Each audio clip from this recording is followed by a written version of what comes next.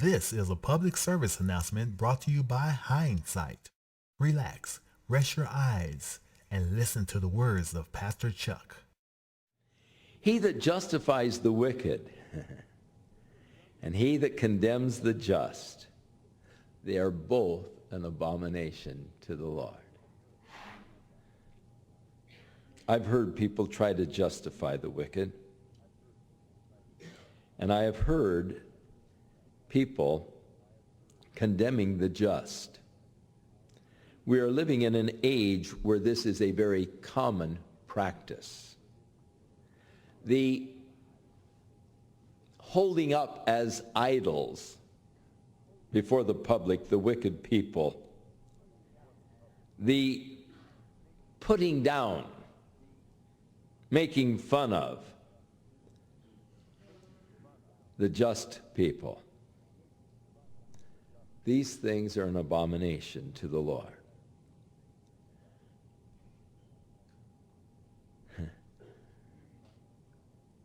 Why is there a price in the hand of a fool to get wisdom, seeing he has no heart to it? Why pay your tuition to go to college when you have really no interest in learning? This is a question. He doesn't answer it. He just asks the question, but it's an interesting one. A friend loveth at all times. That's one of the characteristics of friendship. They love you in spite of what they know about you. They love at all times. Now, there are times when you are more lovely and easier to love. We all go through mood cycles. We all have our good days and bad days. We all have those days when we're out of sorts and we're hard to be around. But a friend loves at all times. They just learn to shut up in those days and let you rant. And a brother is born for adversity. A man who is void of understanding strikes hands and becomes surety in the presence of his friend. Now, Solomon warned over and over about this. Don't be a cosigner on a loan. Don't guarantee someone else's debts. And he talks about how it can break up friendships. If you sign someone else's, for someone else's responsibility to take care of someone else's debts, you're going to guarantee that loan. Just you better figure on paying it. And so he several places in the Proverbs, he warns against striking out. Now, that's the way, we say shake on it, and we shake hands. Well, they would strike hands, sort of a high five. When they've made a deal, they'll sort of high five the hands. They strike the hands.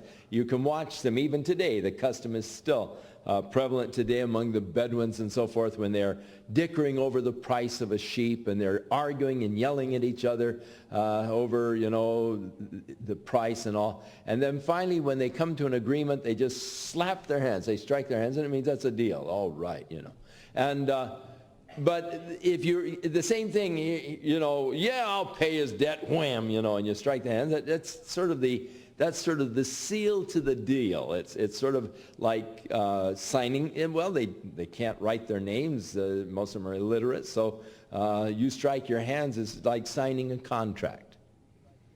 And if you strike your hands to be a surety, to be a guarantor of someone else's debt, you're void of understanding. He loveth transgression that loves strife. Now, I am convinced there are some people who love strife. I've met them. I was reading a report of an anthropologist who was in one of the primitive tribes in the area of New Guinea, and he was this anthropologist and sociologist. He was studying the sociological aspects of this primitive community, and And they love to do that. They love to study their social practices and get their doctorate by writing on the social practices of the community. And they are fascinating to study, and they are fascinating to observe. But this one tribal group that he was studying, every morning when they'd get up, they'd have a big fight. Every morning, without fail, there'd be a big fight in the village. And the whole village would gather together, and they would be in this fight. They'd be yelling. They'd hit each other, and there'd be this gigantic fight every morning in the community. And after this big fight, then they'd all go off to work. But every morning, without fail, they'd gather in the center of the community for this giant brawl. And in trying to understand sociologically what was going on, he came to the conclusion that their diet was providing insufficient nourishment to give them strength. And so the only way that they could get enough energy to work during the day was to get into a big fight and get the adrenaline all pumped into their system. And with this adrenaline pumped in their system, then they had the energy to go out and work. And that was his conclusion, why every morning the tribe would gather together for this big confrontation with each other. I thought it was an interesting observation. It perhaps was true, who knows, but that's the conclusion he came to. He that loves transgression loves strife. And there are people who do. And he that exalts his gate seeks destruction. So, sort of a parallel Proverbs. He that hath a froward heart findeth no good, or a perverse heart. The man with a perverse heart cannot find good. And he that has a perverse tongue will fall into mischief. So watch out for that perverse heart or perverse tongue. It's not going to do you any good at all. Get you into trouble. He that begetteth a fool doeth it to his own sorrow, and the father of a fool has no joy. Well, thank God I don't know about that. But I can imagine it would be a problem if you had a child who was just, foolish, completely foolish. Bring real sorrow. In contrast to that, a merry heart doeth good like a medicine, but a broken spirit drieth the bones. It's an amazing thing, our human body and how God has created us. Created little laboratories in your body that are creating exotic chemicals that they inject into your body. And when you are happy, when you have a merry heart, you've got a little chemistry lab that starts producing good chemicals. Make you healthy. A merry heart is as good as a medicine. There was a book written not too long ago about laughing your way to health. And the whole premise of this doctor was the importance of being happy, and how that people with sicknesses, his therapy was to get them laughing, and laughing your way into health, and really sort of saying that the chemicals that your body produces when you're laughing, when you're happy, when you have a merry heart, are extremely beneficial for you. But yet, when you are sorrowful, when you are sad, then the chemical labs start producing chemicals in your body that can create all kinds of problems for you. Ulcers and other related kind of problems. There is even an endeavor to relate cancer to emotions, some kind of a breakdown of the immune system as a result of sorrow or great emotional trauma and grief, and how Solomon said they just dries up the bones. Now, it's interesting, Solomon was a biologist, and he wrote books on that subject.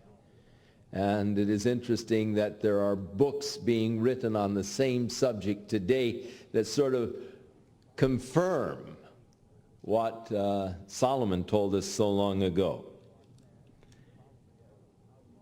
A wicked man takes a gift out of the bosom to pervert the ways of judgment. We are told to beware of those who come bearing gifts. It is the way by which people oftentimes seek to pervert good judgment. You know, they give you a gift and then you feel obligated. Then they come along with a real hook, and you've taken the gift, and now, you know, you're sort of obligated. And so it's a perverse way by which the wicked get the things that they want. He brings a gift out of his bosom in order to pervert the ways of judgment. Wisdom is before him that hath understanding. That is, if you have understanding, wisdom is right there. It's in front of you. But the eyes of the fool are in the ends of the earth. In other words, you know, it's always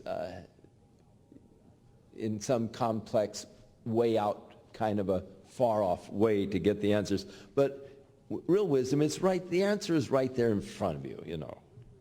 Whereas a fool searches to the end of the earth. A foolish son is a grief to his father, and he's a bitterness to her who bore him.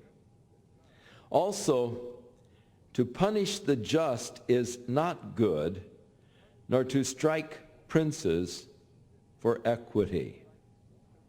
And he that hath knowledge spares his words. A man of few words. And a man of understanding is of excellent spirit. So it brings us to this last one. Even a fool, when he holds his peace, is counted wise. And he that shuts his lips is esteemed a man of understanding. That goes along with that other proverb.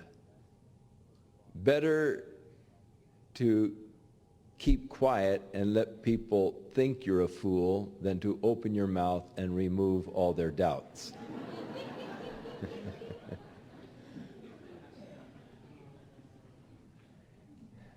It's basically what Solomon was saying here. Even a fool, when he holds his peace, is counted wise. And he who shuts his lips is esteemed a man of understanding. Just say, yes, you know. It's amazing. My, he really understands a lot. Yeah. Man of understanding. You have been listening to Pastor Chuck. This public service announcement has been brought to you by Hindsight. If you found it helpful, please like, subscribe, and comment if you wish. We at Hindsight says, thank you for your time.